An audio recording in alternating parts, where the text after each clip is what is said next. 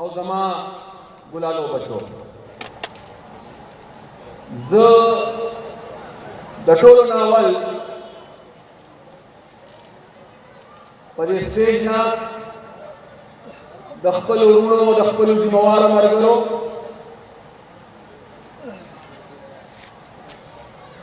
د خپل ننګیالي تنظیم د سالارانو د میډیا د ورونو د مرګرو د پولیس او د انتظامیه د مرګرو او بیا بالخصوص د دې علاقې او د دې حلقې او د دې ډېرې غیرتي خاورې د هر سپینګر شکریا ادا کوم، د هر رور شکریا ادا کوم، د هر ځوان شکریا ادا کوم، د هر کشر شکریا ادا کوم، د هر بچی شکریا ادا کوم. ستاسو د دې مینې لپاره ستاسو شکریا ادا کوم او ستاسو د پښتو لپاره ستاسو شکریا ادا کوم.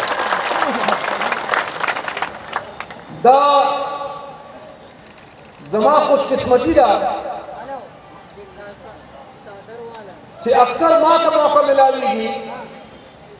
چې زه ستاسو خدمت کې حاضر شم. دا زه د ځان دپاره عزت او اعزاز ګڼم چې اکثر ستاسو د علاقې لویه غونډه او لویه جرګه کېږي نو دا اعزاز ما ته حاصلي چې زه په هغې کې تاسو سره شریک او شامل شم. او د ځان دپاره دا زه عزت او اعزاز ځکه ګڼم چې د نظریې په حواله، د سوچ په حواله، د فکر په حواله، د خدای خدمتګار تحریک په حواله، د پښتنو د سیاست په حواله او د پښتنو د خدمت په حواله او د پښتنو د بقا په حواله دا ډېره غیرتي خاوره ده او دا ډېره زرخیزه خاوره ده. او زه د دې ځای په مرګرو په مشرانو فخر کوم چې چا ټول عمر د باچا خان د نظریې سره وفا کړې ده او هغې سره یې مینه کړې ده. او نن یو ځل بیا تاسو خپل روایات برقرار وساتل او په هغه شان او په هغه جذبه او په هغه مینه نن یو ځل بیا تاسو په دې نن کنونشن کې شریک او شامل شئ. غضنفر خان وویل چې دا سټیج او دا خواري دا بل چا نه ده کړې بلکې دا د پارټۍ کارکنانو کړې ده، دا تنظیمونو کړې ده. او زه په دې فخر کوم، شکر الحمدلله چې زما دا سټیج نه سرکار جوړ کړی دی، نه ټیکدار جوړ کړی دی، نه پټواري جوړ کړی دی، نه تاڼهدار جوړ کړی دی، نه سرمایه‌دار جوړ کړی دی، چې دا زما ورکر او زما ملګري جوړ کړی دی. په دې کنونشن کې عزیز خان رور چیئرمین صاحب چې زما په خیال خوشدل خان په ماشماره کوله نو پوره 40 کاله په خواري وکړه او 40 کاله پس الحمدلله د خواري رنگ راوړ او نن هغه داغه خاندان داغه رونه داغه مرګري اغي موږ سره په عوامي نېشنل پارټي کې شامل شو. او عوامي نېشنل پارټي تاسو د پارټي هیڅ لري دا باچا خان بابا پښتنو له یو ورولي جوړ کړی دا نو دا مرګري نن د پښتنو ورولې ترالل زه د باچا خان د یو ادنا پیروکار په حیثیت د پښتنو تر پښتنو د کور ته پراتک په خیرالي ورته ویم هر کله ورته ویم او شکریا ادا کوم. او چا چې جرګې کړې دي کوششونه کړې دي خوشدل خان او نور زما مرګرو داغي خصوصي شکریا ادا کوم. او تاسو ټول ته هم دا خواست کوم زنن راغلي دي لپاره چې تاسو ته دا خواست کوم چې پښتانه تقسیم دي، پښتانه به یو کول غواړي، پښتانه به اتفاق دي، پښتانه به متفق کول غواړي. په پښتنو کې بیداری نشته، پښتنو کې به بیداری پیدا کول غواړي او چې دا بیداری او دا اتفاق زموږ نصیب شي نو بیا به موږ د پښتنو د بقا او د سلامتیا جنګ کوو او بیا به موږ د پښتنو د ودانۍ او د آبادۍ لپاره د یو نوي جذبې سره د یو نوي سفر په شریکه ان شاء الله آغاز کو په پښتنه خاوره کې خیر زه خوشدل خان مشکور یم چې نن مالا دا کتاب راکړ او خوشاله یم چې زه د کارکردګۍ ته ګورم خو د یو خبرې افسوس کوم چې لس کاله زموږ ځای شي لس کاله د پښتنو ځای شي لس کاله زموږ یو داسې سړي ضایع کړل چې هغه نن په خپله انجام ته رسېدلی دی او یا رسېدو والا دی او لس کاله دا صوبه داسې خلکو ته حواله کړې وه چې په هغه سخته راله نو یو وزیر اعلی نه دواړه دې په یو ځای وتښتېدل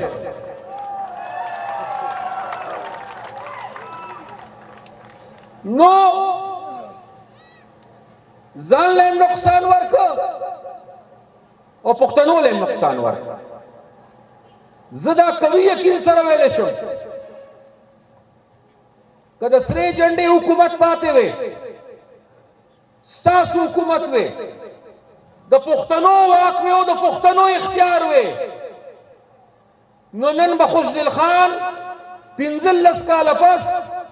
مال دا یو کتاب نه راکو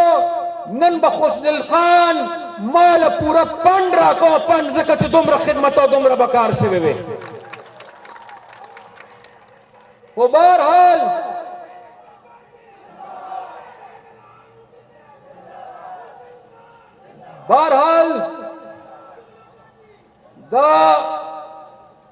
دا د پښتنو بدقسمتي ده او دا د پښتنو نقصان او تاوان دی چې هر نوې تجربه په پښتنو کېږي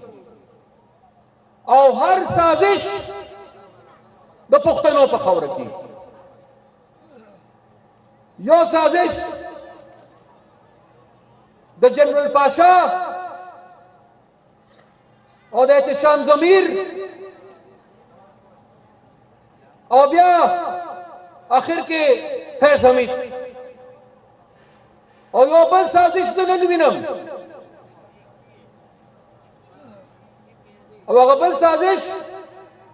د هغه خلکو په شکل کې کېږي چې کوم خلک نن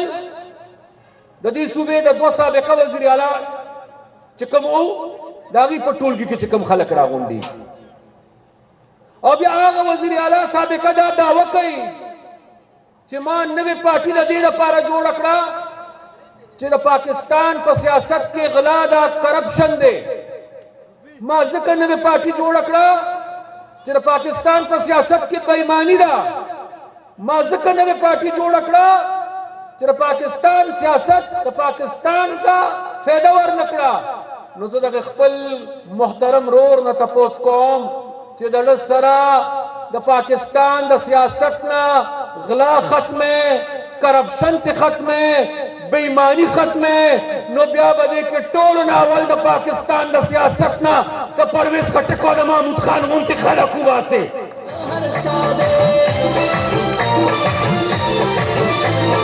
درد هر انسان د درد او غم سره آشنا دی درد زما ډېر اختلافات د عمران خان د سوچ او د فکر سره زما بنیادی نظریاتی اختلافات د هغه د فیصلو او د هغه سیاست سره ځکه چې هغه سوچ هغه سیاست زما ملک له نقصان ورکړ زما قوم تقسیم کړ په سیاست کې انتشار راغی د عزت کار د بې عزتۍ شو هغه اختلاف زما په خپل ځای خو کم از کم پښتون یم په یو خبره پوهېږم چې یو سړي دله اختیار درکړو یو سړي دله واک درکړه او یو سړي دله مشري درکړه او یو پارټۍ دله عزت درکړه که پر راته کې ته جدا کېږي جدا به شي خو چې پښتون یې نو په سخته کې به هغه پارټۍ سره وفا کوي هغې سره به ودرېږي نن چې زه ستاسو خدمت کې حاضر دلم الله دې مغفرت نصیب کی. زه اول د خدای بخلی اعظم خان صاحب فاتحه ته لاړم او زه د 400 نه نیغ دلته راغلم. شریف سړیو ښه سړیو الله دې ول جنتونه ورکړي. دلته صوبایي حکومت د 3 ورځې سوګ اعلان وکړ غالبا. خو زه د خپلې صوبې د گورنر صاحب نه دا تپوس کوم چې گورنر صاحب ته خو د دې صوبې عیني مشر یې، د دې صوبې وزیر اعلی وفات دا یو ډېر لوی غم دی. دې صوبې کې اعلان شوی دی د 3 ورځې د سوګ، نو تا دا 3 ورځې انتظار نشو کولی. څه مجبوري دی وا چا نه مجبور ہے ولې دومره تا دي چې د ګنټو پیسې تا د مشورې لپاره خلک راغوښتل او څنګه مشوره آئین کې دا دي چې لیډر اف د هاوس او لیډر اف د اپوزیشن د اسمبلی دا بخپل منځ کې مشوره کوي. نو چې اسمبلی نشته او د اسمبلی وجود نشته، نو چې اسمبلی نشته نو لیډر اف د هاوس کوم ځای نه راغی او لیډر اف د اپوزیشن کوم ځای نه راغی. آئین کې د نن وزیر اعلی د جوړېدو طریقې کار موجود دی. خوشدل خان یو ډېر پوهه وکیل دی. دلته زما نور وکیلان نورم ناست دي، خو په آئین کې که نگران وزیر اعلی مستعفی شي یا وفات شي نو دا آئین خاموش دی چې بل وزیر اعلی به په کومه طریقه باندې جوړېږي. د دې د ټولو نه مناسب لار دا وه چې دوی رجوع کړې وې سپریم کورټ آف پاکستان ته او په دې مسلې باندې سپریم کورټ زمونږ رهنمایي کړې وې، یو قانوني لارې روغتې وې او په هغه لار باندې دا فیصله شوې وې. خو داسې ونه شوه. ولې ونه شوه؟ ځکه چې نیت کې فرق. 2018 الیکشن هم یاد شي، د 2018 په الیکشن کې د الیکشن په چې کومه لوبه شوې وه هغه هم یاد شي، څنګه زمونږ د ګټه په بیلاف کې بدله شوې وه هغه هم یاد شي، څنګه زمونږ خلاف سازش شوی هم یاد شي. نو نن برملا دا خبره کوم چې یو ځل موږ دا هر څه برداشت کړل، بلکې 2013 کې د دهشتګرد په ذریعہ او 2018 کې د دانګلې په ذریعہ برملا دا خبره کوم. کله چا دا خیالي چې د غلا کار به وزیر اعلی راولي، خپل افسر به کېنئ، خپل ریټرننګ افسر به کېنئ او پر روان الیکشن کې به یو ځل بیا زما په ووټ باندې ډاکه واچوي، زما په ووټ د پښتنو په ووټ. نو برملا یې ورته وایو چې دې ځل پښتانه هېڅوک دغې ډاکې ته نه پرېږدي، دې ځل به پښتانه د خپل ووټ تحفظ کوي انشاءالله. او زم ستاسو خدمت کې چې حاضر شوم، زه په خپله یو امیدوار یم. د دې حلقې نامزد امیدوار دلته ناست دی، خو زه نن دې له نه یم راغلی چې زه وایم چې حیدر له مې ووټ پکار دی او خوشدل خان له مې ووټ پکار دی. زه نن دې له راغلی یم چې هغه صوبه چې ما د هغې خزانه ډکه پرېښې وه، هغه صوبه چې ما د هغې قرضې کمې کړې وې زه نن دې نه راغلم چې هغه خزانه خالي ده او هغه قرضه 1000 ارب روپو ته رسېدلې ده. زه نن تاسو له دې نه راغلم چې مرسته او ملګرتیا سرې جنډې سره وکړې چې د پښتنو دا سرکاري خزانه بیا ډکه کړو او د پښتونخوا دا قرضه بیا کمه کړو. زه نن دې نه راغلم چې په لکاو بچي زما نن هم د سکولونو نه بهر دي. په ډېر لوی تعداد کې زما بچي چې په یونیورسټو کې سبق کوي او غریبانان دي د هغې د مور پلار وس نه کېږي. زه نن دې له راغلم چې مرسته سرې جنډې سره وکړې که خدای موږ له اختیار راکړه چې په دې سرکاري یونیورسټو کې د خپلو بچو له خاص کر د غریبو بچو له چې د چا وس نه کېږي چې سکالرشپ یې ورکړو هغوی ته تعلیم مفت کړو هغوی مفت تعلیم حاصل کړي په دغه یونیورسټو کې. زه نن دې نه راغلم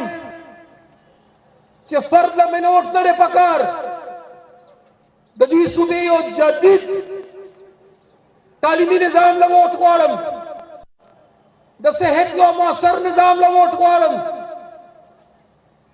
یو نوی NFC اوارډ له ووټ غواړم د بجلۍ د کومې منافع نه چې زه محروم یم هغه منافع راوړل غواړم هغې له ووټ غواړم. اتلسم ترمیم کې چې کوم اختیار مې ګټلی دی او هغه اختیار راله نه راکوي هغه اختیار په هر قیمت اسلام آباد نه واپس راوړل غواړم هغې دپاره زه نن د پښتنو نه ووټ غواړم. زه نن ووټ غواړم ستاسو د بجلۍ دپاره ستاسو د ګیس د آمدن دپاره. ما ته اوس مرګ ووې چې دلته ډېرې فیډرې داسې دي او ډېرې علاقې داسې دي چې هغې ته بجلي کټ کړې ده او الزام بیا دا دی چې پښتانه د بجلۍ غلا کوي. نو چې کوم خلک په پښتنو د غلا الزام لګوي هغې ته یو خبره کوم چې زما بجلي په اوبو پیدا کېږي هغه بجلي ارزانه ده ستا بجلي په تیلو پیدا کېږي هغه ګرانه ده او د ټیکس د پاسه ټیکس خلک تاسو مجبوره کړل خلکو ته تاسو بله لار پرې نه ښودله. زما د پښتنو هېڅ خواهش او شوق نشته چې موږ د بجلۍ غلا وکړو. موږ له په خپل صحیح قیمت بجلي راکړئ چې کوم زموږ د بجلۍ د پیداوار قیمت دی موږ په هغې بجلي غواړو چې په کومه ورځ هم راله په هغې بجلي راکړه دلته به یو سړی هم کونډه نه لګي ځکه چې د دې ځای د پنجاب په بل کې به یو په 15 فرق راځي دا به کم راځي.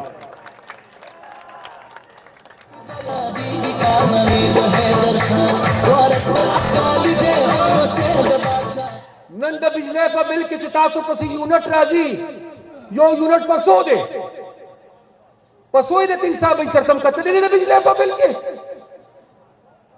هغه قیمت ته وګورئ او چې د بجلۍ پیداوار کوم دی قیمت په اوبو هغه قیمت راوالی. نو زه ورته ویم اسلام آباد کې چې کوم ناست دي چې غلا موږ نه کوو غلا تاسو کوئ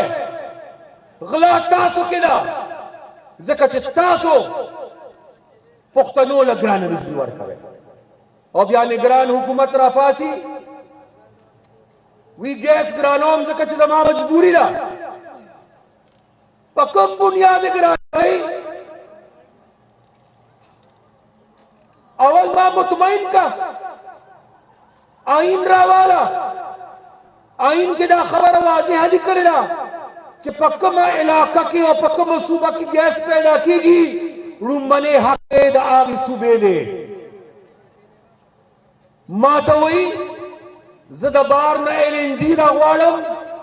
LNG ګران دی ځکه به زه د LNG قیمت او د مقامي ګیس قیمت یو کوم او د هغې په بنیاد به زه بیا ګیس قیمت مقرروم. نو ما ته په کوم حساب کتاب ورکه کمی خو پختونخوا کی نشتا کمی بل ځای دی دلته چې څومره ګیس پیدا کیږي پښتنو له کافي دی خو بیا هم د بل ځای کارخانهدار او سرمایهدار چې خوشحالي او د هغه د مفاد خاطر کوي نو بوج به په چا راځي بوج به په تاسو باندې راځي دا 1000 ارب روپے قرضه چې اخیستل شوې ده 13 صوبایي حکومتونو دواو دا بوج په چا راغلی دی دا بوج په تاسو راغلی دی دا په قام باندې راغلی دی ځکه زه دا وایم چې را روان الیکشن د خلکو دپاره به دا د خپل ذات ګټو او د کامیابۍ او د هغې د سیاسي بقا او د فایدې خبرې د چا لپاره به منیجر او ایم پی ای جوړېدل ضروري وي د چا لپاره وزارت څوک وزیر اعلی او څوک وزیر اعظم دا د باچا خان بابا او د پښتنو سره جنډه ده زما دپاره ایم پی ای ایم این ای منسټر چیف منسټر سینیټر پرایم منسټر دا عہدے اهمیت لري خود د دې نه زیات اهمیت زما دپاره څه لري زما د مشرانو هغه اواز چې خپله خاوره خپل اختیار زما دپاره زیات اهمیت څه لري زما په خاوره امن زما دپاره زیات اهمیت څه لري د دې پښتنې خاورې وداني آبادي او ترقی نن دا صوبه مشرانو ملګرو د خپل حق نه محرومه ده او که تاسو ما سره صلاح وي نو زه به نن تاسو نه یو اجازت ضرور غواړم را روان وخت کې الیکشن او الیکشن هم هغه د ملک دپاره فایدهمند دي چې هغه الیکشن وي سلیکشن وي هغه الیکشن به وي چې کوم کې انسان ووټ واچوي چې په کوم الیکشن کې پیریانو ووټ واچو هغه الیکشن به نه قبلېږي د هغه الیکشن ملک ته فایده نشته خو که الیکشن کیږي او خدای دې کړي چې داسې الیکشن نتیجه راشي چې وزیر اعظم تش د پنجاب په ووټ باندې نشي جوړېدی الله کی چې داسې نتیجه راشي چې د وړو صوبو د ووټ نه بغیر د پاکستان را روان وزیر اعظم نشي جوړېدلی نو بیا که ستاسو اجازتي او زمونږ دغه کې ووټ او زمونږ ووټ د چا پکار نو زما د خپل ځان دپاره به هم دا پیمانه او د پښتونخوا ټولو پارټیو ته زه دا وایم چې هره پارټي ده اختلافات په خپل ځای سیاسي معاملات په خپل ځای خدا د پښتونخوا لپاره ورته خبره کوم چې د هغې پکار ده چې بیا یو موقف وي او یو خبرې وي کوم وزیر اعظم چې مال د ان اف سی مطابق دې صوبې له خپله برخه ورکړي کوم وزیر اعظم چې په خپل حکومت کې پښتنو حق ورکړي په بجلی او په ګیس زمونږ جایز مطالبې مني دا چې کوم مالی مشکلاتو سره موږ مخامخ یو او موږ د خپل وسایل نه ملاویږي دا راله راکوي او کوم وزیر اعظم دا ذمواري چې د انډه لپاره به پردي جنګ د پښتنو په خاوره باندې څوک نه مسلط کوي هغه وزیر اعظم له پکار دی چې موږ ټول په شریکه باندې ووټ ورکړو زمونږ به دغه مطالبه او دغه شرط نه دی راکوي وزارت نه دی پکار نه دی راکوي امارات نم دی پکار دا مسئلې دی راله حل او شکر الحمدلله چې زه وایم نه دی راکوي وزارت نو که نور پاکستان کې دا خبره څوک په اوچتو سترګو کولی شي او که نشي کولی زه او تاسو کولی شو ځکه چې یو نیم کال خلک وزارتونو پسې ګرځېدله وزارت ما پسې ګرځېده خو ما هغه وزارت نه دی قبول کړی ما ځکه هغه وزارت نه قبلو چې زما عادت خراب شوی دی. عادت مې دا خراب شوی دی چې هغه کرسۍ راله خوند راکوي چې په کومه کرسۍ ناست په کله او مټ زه د خپل قام او د خپل ولس خدمت کولی شي. هغه کرسۍ ملګرو او مشرانو وخت ماښام ته نږدې دی. الیکشن چې شروع شي د هغې نه مخکې یا هغې دوران کې به بیا هم موقع میلاوي انشاءالله. بیا حکم کوئ زه به بیا حاضر یم ستاسو خدمت کې. خو تر هغې پورې یو خواړه درته کوم چې یو منټ قیمتي دی. ګورئ یو منټ یو لمحه یو سیکنډ قیمتي دی. د غفلت گنجائش او د غلطۍ گنجائش موږ سره نشته. او چې زه تاسو ته وایم چې راپاڅئ او همت وکړئ نو دا مې سره وعده ده چې زه په خپل هم په کراره نه کښېنم. تاسو به په میدان کې او زه هم درسره انشاءالله په میدان کې. زه انشاءالله دا زما د صوبې د دورې نن دویمه مرحله شروع شوه. یو مرحله ما مکمل کړې ده لومبنۍ. زما لومبنۍ جلسه د دویمې مرحلې په مردان کې وه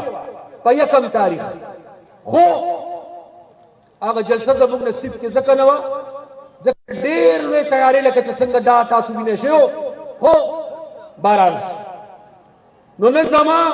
د دویمې مرحلې آغاز الحمدلله د بل ځای نه کېږي بلکې چې کومه علاقه زما زړه ته ډېره نږدې ده الحمدلله هغه ځای نه نن زموږ د دویمې دورې آغاز شو. زه انشاءالله زه انشاءالله که خیري 2 ورځې پس بیشام ته او شانګلې ته روان یم انشاءالله. دا جمعه ما شمولیت وکړو نن جمعه شمولیت نن اتوار شمولیت وشو او را روانه جمعه انشاءالله په لوی تعداد کې د پی ټی آی خلک ایل پی ته را روان دي هغه شمولیت هم دی. زه بیا انشاءالله په 23 تاریخ 400 کې جلسه او بیا تش د دې پښتنو سره جرګې نه انشاءالله بیا په 20 تاریخ زه کوټې ته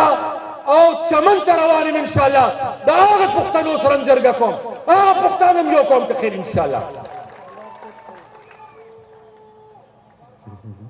ډېره مهرباني د سره ډېره مهرباني. تا په انګریزۍ کې ووایې آی لو یو مطلب دا چې زما ډېر خوښ یې. زه به راته پښتو کې ووایم زما د سره زما تم ډېر خوښ یې زما تاسو ټول ډېر خوښ یې.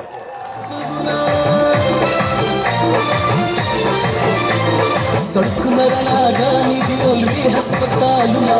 ओलस पसंग हेर की दहदर मोहब्बतुना. نو دغه مې خواست تاسو ته چې دا وخت دا موقع کور په کور کلی په کلی جرګې کول دي پښتانه یو کول دي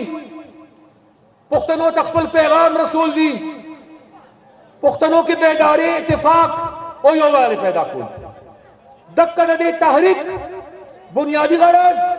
او بنیادی مقصد دی. او مشرانو او ملګرو زه یو ځل بیا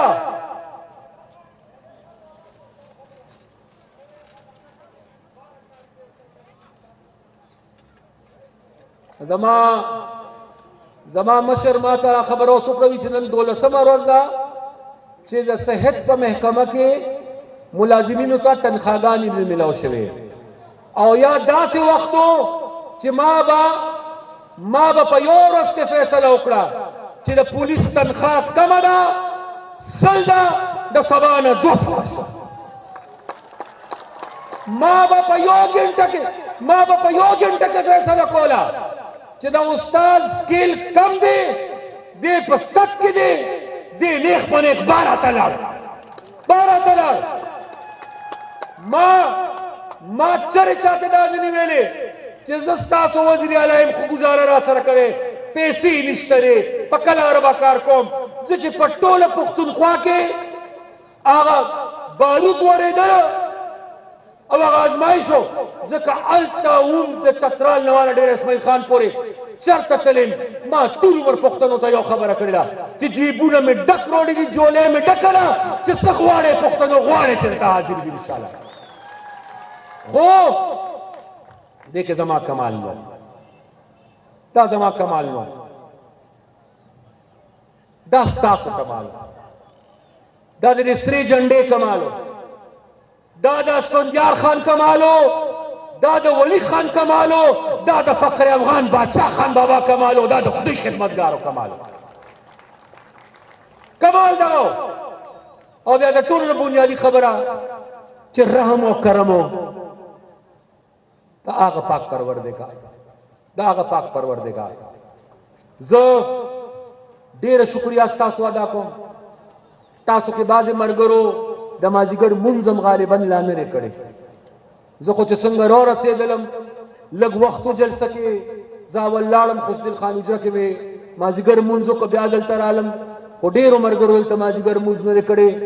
او لږ ساعت پس بیا د ماښام د مونځ وخت کېږي نو زه نور وخت تاسو نه علم خو دا راته حقیقت ویم چې نن کوم کنونشن تاسو وکړو نن تاسو د کوم مینې د کومې جذبې مظاهره وکړه او نن چې کوم د کوم ډسپلن تاسو مظاهره وکړه نو زه حیدر تاسو ته په دواړو لاسو سلام کوم په دواړو لاسو او ډېره شکریا هم ادا کوم الله هم خوشحاله آباد لره او اخر کې دا غواړم چې مونږ ټول د دې کارکون دپاره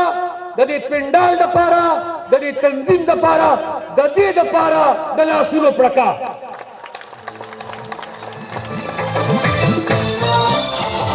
همت د شیر شاه د مثال د